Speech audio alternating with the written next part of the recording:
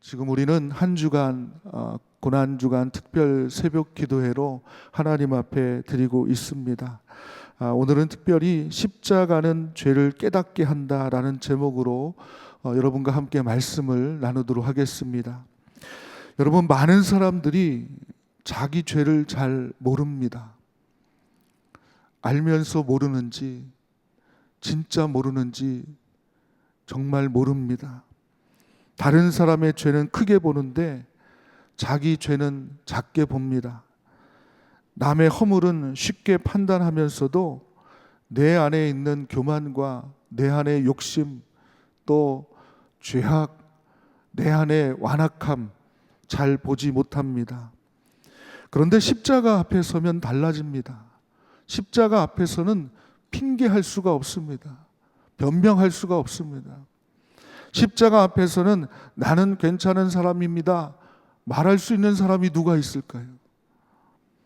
왜냐하면 예수님이 바로 나의 죄 때문에 그 십자가를 지셨기 때문입니다. 오늘 본문에는 예수님과 함께 십자가에 달린 두 행악자가 나옵니다. 같은 자리에 있었습니다. 같은 시간이었습니다. 또 같은 고통 속에 있었습니다. 그런데 한 사람은 끝까지 예수님을 비방했습니다. 그러나 다른 한 사람은 십자가 앞에서 자기 죄를 깨달았습니다. 그리고 그 깨달음이 회개로 이어졌고 그 회개는 결국 구원으로 이어졌습니다. 그러므로 오늘 말씀은 우리에게 아주 중요한 진리를 가르쳐 줍니다.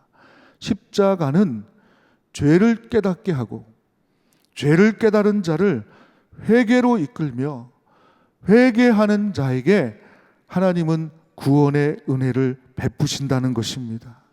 오늘은 이 세 가지 은혜를 여러분과 함께 나누고자 합니다.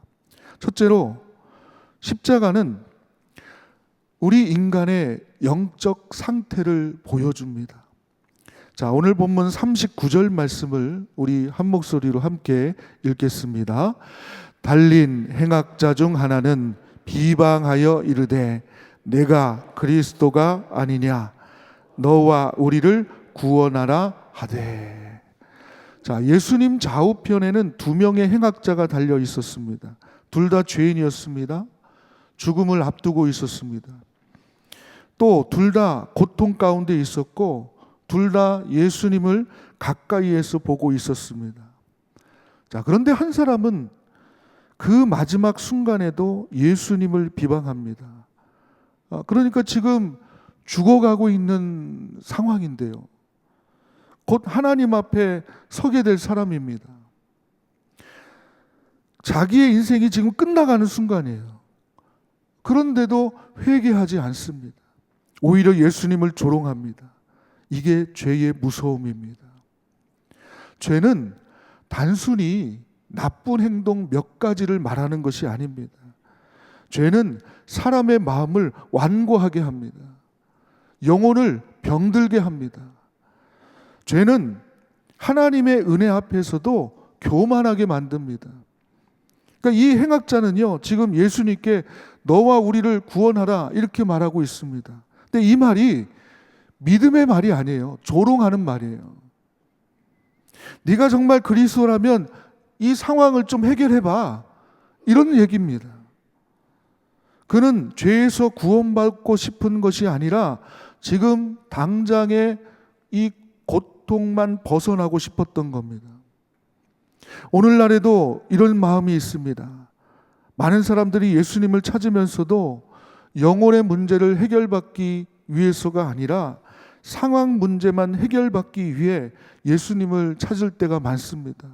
주님, 이 문제만 좀 해결해 주세요. 이 상황에서 좀 벗어나게 해주세요. 지금 이 어려움만 좀 없어지게 해주세요. 내 형편 좀 나아지게 해주십시오. 주님은 우리의 형편도 아십니다.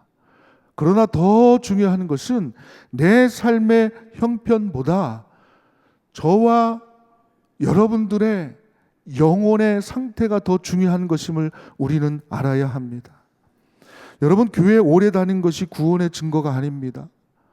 직분을 가지고 있다는 것이 구원의 증거가 아닙니다. 예전에 부흥회 때 눈물 흘린 적이 있는데요, 그거 구원의 증거 아닙니다. 중요한 것은 내가 십자가 앞에서 내 죄를 정확하게 보고 있는가예요. 내 죄를 십자가 앞에서 정말 제대로 바라보고 있는가입니다. 같은 십자가를 보고도 한 사람은 조롱했고 한 사람은 회개했습니다. 같은 예배를 드려도 어떤 사람은 마음이 열립니다. 어떤 사람은 마음이 오히려 더 다치는 사람이 있습니다. 같은 말씀을 들어도 어떤 사람은 그 말씀에 깨어지고 어떤 사람은 끝까지 자기 의의를 붙드는 사람이 있습니다. 그러므로 오늘 이 새벽 우리는 먼저 기도해야 합니다. 주님, 내 영적 상태를 보게 하여 주옵소서. 십자가 앞에서, 저 십자가 앞에서 나의 완악함을 보게 하여 주옵소서. 제발 남의 죄를 보지 마세요. 남의 죄가 아니라 내 죄를 좀 보게 해 주옵소서. 십자가는 내 자신의 영적 상태를 드러냅니다. 둘째로, 십자가는 자기 죄를 인정하게 합니다. 자, 오늘 본문 40절, 41절을 또 함께 읽겠습니다. 하나는 그 사람을 꾸짖어 이르되 내가 동일한 정죄를 받고서도 하나님을 두려워하지 아니하느냐. 우리는 우리가 행한 일에 상당한 보응을 받는 것이니 이에 당연하거니와 이 사람이 행한 것은 옳지 않은 것이 없느니라 하고. 아멘. 자, 여기서 다른 행악자는 완전히 다른 모습을 보이고 있습니다. 그는 먼저 다른 죄수를 꾸짖습니다. 그리고 이어서 자기 죄를 인정합니다. 우리는 우리가 행한 일에 상당한 보응을 받는 것이니 이에 당연하거니와. 이 말이 참 중요합니다. 그러니까 이 사람은 지금 자기 인생의 마지막 순간에 처음으로 바른 고백을 지금 하고 있는 거예요. 그는 말합니다. 나는 억울한 사람 아닙니다. 나는 죄인이 맞습니다. 내가 지금 받는 이 형벌은 마땅하게 받는 형벌입니다. 내 죄의 결과입니다. 이렇게 고백하고 있는 거예요. 이것이 죄의 출발점입니다. 회개의 출발점입니다. 회개는 감정이 아닙니다. 회개는 눈물 자체가 아닙니다. 회개는 나의 죄를 인정하는 것입니다. 우리 인간은 보통 죄를 인정하지 않으려 합니다. 핑계하죠. 합리화합니다. 남탓합니다. 아담도 그랬습니다. 하나님 앞에서 자신의 죄를 제대로 고백한 것이 아니라 하와 핑계를 댔습니다. 하와도 그랬습니다. 뱀이 나를 꿰물어. 죄는 언제나 책임을 내 밖으로 밀어냅니다. 그러나 은혜는 책임을 내 안으로 가져옵니다. 죄는 늘 남을 보게 하고 은혜는 나의 모습을 보게 합니다. 십자가 옆에 다른 강도는 자기 죄를 본 거예요. 아마 그도 평생 합리화 속에서 살았을 거예요. 세상이 나를 이렇게 만들었다. 나도 어쩔 수 없었다. 다들 그렇게 사는데 나만 나쁜 사람 아니야. 그러나 십자가 앞에서 그는 더 이상 변명하지 못했습니다. 죄 없으신 예수님이 피를 흘리시는 그 모습을 보면서 그는 깨달은 겁니다. 정말 죄 있는 쪽은 내가 맞구나. 정말 심판받아야 할 사람은 나구나. 정말 이분은 의로우신 분이고 나는 죄인이구나. 이것을 깨달은 것입니다. 사랑하는 성도 여러분, 고난 주간은 남을 판단하는 주간이 아닙니다. 나를 살피는 주간입니다. 내 죄를 바라보는 순간, 십자가 앞에서 내 죄를 바라보는 순간 어디 남의 죄가 보입니까? 제발 남 이야기 할 거 없습니다. 늘 우리는 십자가 앞에서 내 자신의 모습을 보십시오. 남의 죄, 남이 행한 일, 그거 비판하거나 판단하거나 그리고 그걸 드러내려고 하지 마십시오. 내 죄만 바라보십시오. 그리고 그 십자가 앞에서 나의 그 죄된 모습을 회개하는 것이 정말 중요합니다. 주님, 내가 잘못했습니다. 내 교만이 죄입니다. 내 입술의 말이 죄입니다. 사랑하지 못한 것, 순종하지 못한 것, 주님보다 더 세상을 사랑한 것, 그게 죄입니다. 주님, 용서해 주옵소서. 그러니까 우리가 이런 죄를 깨닫지 못하면요, 은혜도 값싸게 여기는 거예요. 용서도 쉽게 생각하는 거예요. 십자가도 형식이 되는 겁니다. 그러나 죄를 깊이 깨달은 사람은 용서의 은혜가 얼마나 큰지 압니다. 그러니 눈물로 주님 앞에 나아갈 수밖에 없는 거예요. 어떤 아이가 어머니가 아끼는 꽃병을 깼습니다. 무서워서 숨겼어요. 조각도 막 치우고 모른 척 했습니다. 하지만 마음은 점점 무거워졌습니다. 결국 울면서 엄마에게 고백합니다. 엄마, 사실은 제가 깼어요. 죄송해요. 그럴 때 엄마가 아이를 끌어안고 말합니다. 왜 이제 말했어? 다친 데는 없니? 그게 어머니의 마음. 우리 하나님 아버지의 마음도 똑같습니다. 잘못을 숨기는 게 더 괴롭고요. 오히려 고백하는 것이 우리가 살 길임을 우리는 알아야 합니다.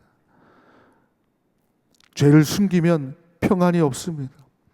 감추면요, 더 어두워집니다. 그러나 주님 앞에, 저 십자가 앞에 우리 안의 모든 죄를 들고 나아가십시오. 요한일서 1장 9절은 우리에게 이렇게 말씀합니다. 만일 우리가 죄를 자백하면 그는 미쁘시고 의로우사 우리 죄를 사하신다. 우리를 모든 불의에서 깨끗하게 하신다 말씀합니다. 십자가는 자기 죄를 인정하게 합니다. 이 은혜가 오늘 우리에게 있기를 주님의 이름으로 축복합니다. 셋째로, 십자가는 회개하는 죄인에게 구원의 문을 엽니다. 자, 오늘 본문 42절, 43절 말씀 또 함께 읽겠습니다. 이르되 예수여, 당신의 나라에 임하실 때에 나를 기억하소서 하니 예수께서 이르시되 내가 진실로 내게 이르노니 오늘 내가 나와 함께 낙원에 있으리라 하시니라. 아멘. 자, 이제 이 행악자는 자기 죄를 인정하는 데서 멈추지 않습니다. 그는 예수님께 나아갑니다.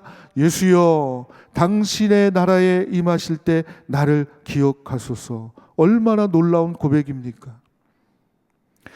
지금 예수님은 십자가에 달려 계십니다. 사람들이 보기에는 완전한 패배인 것처럼 보입니다.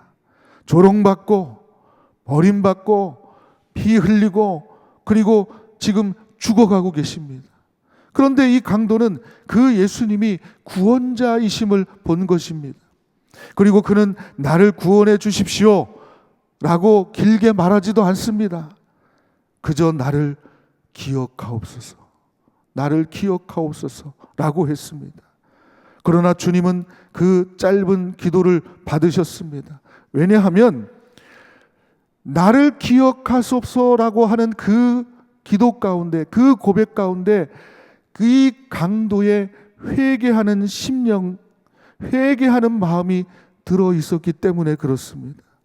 예수님은 말씀하십니다. 오늘 내가 나와 함께 낙원에 있으리라.